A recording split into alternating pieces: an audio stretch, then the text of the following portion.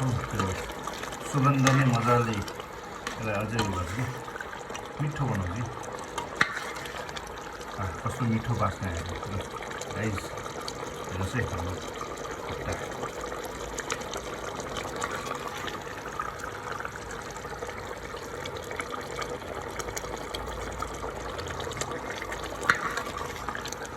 And welcome back to my new cooking vlog. आज चाहिँ हामी बनाउँदैछौँ नेपाली स्टाइलमा मटन लेग ग्रेभी। सो आजको भ्लग चाहिँ एकदमै टेस्टी यमी एन्ड डिलिसियस हुनेछ।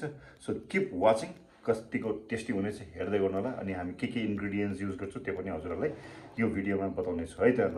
Okay guys, keep watching.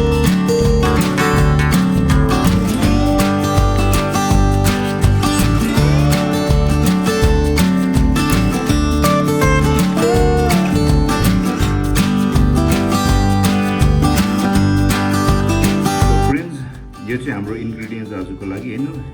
3टा प्याज काटेको छु, अनि यहाँ लसुन छ। लसुन चाहिँ हेल्थको लागि एकदमै राम्रो हुन्छ होइन।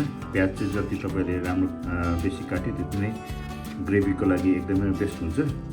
अनि यहाँ धनियाँ पत्ता काटेको छु, त्यो चाहिँ आफ्टरवर्ड्स गार्निस गर्नु लागि। यहाँ छ गरम मसला अनि हर्दी बेसार। यहाँ छ तेजपत्ता अनि हल्का मेथी। अनि यो चाहिँ पेस्ट अदुवा लसुन र सुक्खा खुर्सानीको पेस्ट। सो यो चाहिँ हो, यिनीहरू चाहिँ आजको लागि हाम्रो रेसिपीको लागि इन्ग्रिडियन्ट्स है त।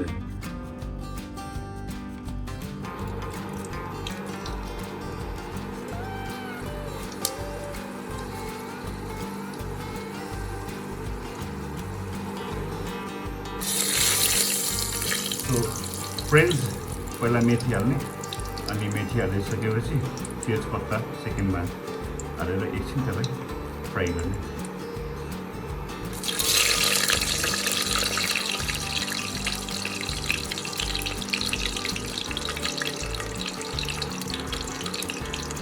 हाम्रो नेक्स्ट स्टेप चाहिँ प्याज हाल्ने। अब काटेको प्याजहरू, अनि यसलाई चाहिँ मजाले 2-3 मिनट जबसम्म यो ब्राउन कलर लाग्छ परेको हुँदैन तबसम्म यसलाई मजाले पकाउने।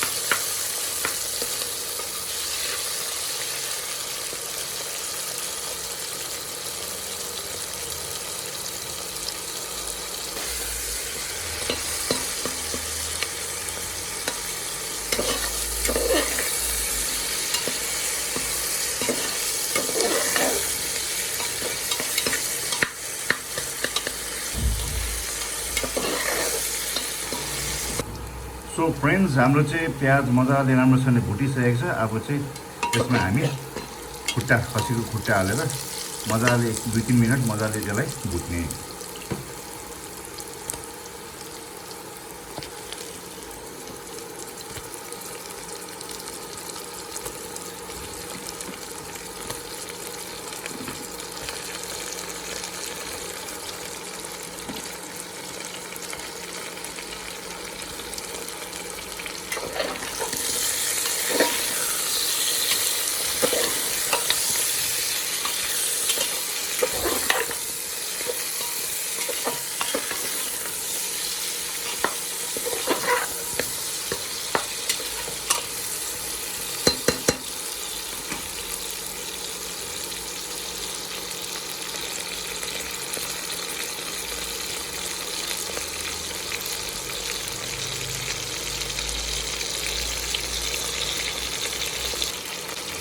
सो फ्रेन्ड्स, हाम्रो चाहिँ यो मजाले 2-3 मिनट हामीले भुटिसकेको छ यसलाई होइन। अब यसमा चाहिँ हामी अघिको त्यो पेस्ट अदुवा लसुन र सुक्खा खोर्सानीको पेस्ट हाल्ने, अनि गरम मसला हर्दी बेसार त्यसलाई हाल्ने। हजुरहरूले अब नुन चाहिँ स्वाद अनुसार हाल्नु होला।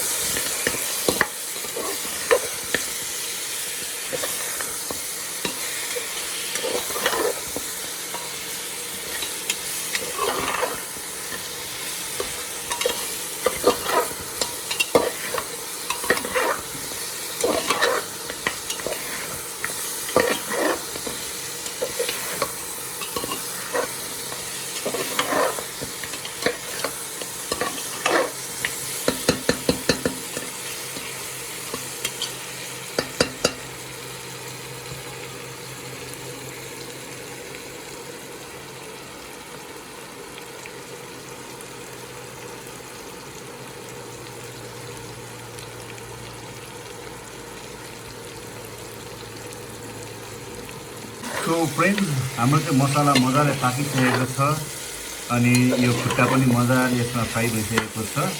त्यसको बाद चाहिँ हजुरहरूले 2-3 पिस टमाटर काटेर जबसम्म लतक्कै त्यो गल्दैन तबसम्म त्यसलाई मजाले चलाएर पकाउनु होला।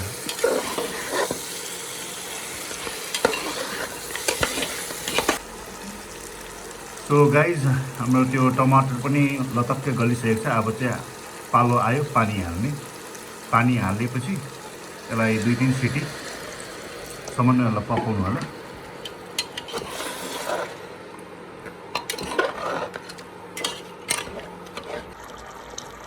सो गाइज हेर्नुहोस् त हाम्रो मासु चाहिँ मजाले पाकिसकेको छ हैन, लतक्कै ग्रेभी पनि भइसकेको छ। अब यसमा हामी धनियाँ पत्ता हाल्ने।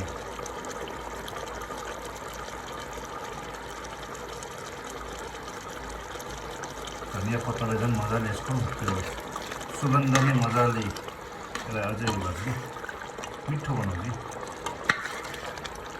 कस्तो मिठो बास्ना आएको गाइस, हेर्नुहोस् है हाम्रो खुट्टा।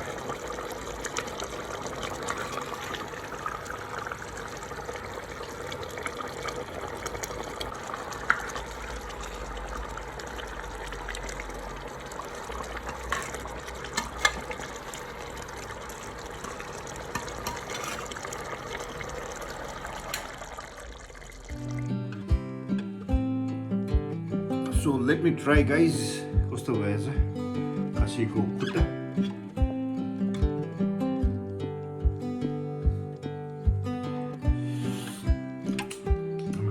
तातो अत्याधिक हो पोलेको। ओहो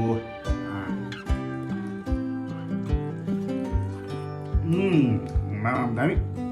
ओहो मिठो, जुलुम हजुर जुलुम।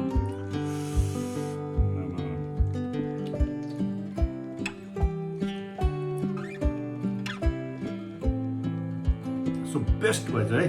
सो आजको हाम्रो भिडियो हजुरहरूलाई कस्तो लाग्यो please do like share and subscribe गर्नु होला। अनि यस्तै इन्टरटेनिङ भिडियोजहरू अझै आउनेछ। So keep watching, keep supporting, keep loving majestic Darjeeling blogs. Thank you so much for watching everyone and सबैलाई बडा दसैँको शुभकामना टक्राउँदै आजको यो सानो मिठो ब्लग यही समाप्त गर्दैछु। धन्यवाद एभ्रिवान, टेक केयर, मिठो।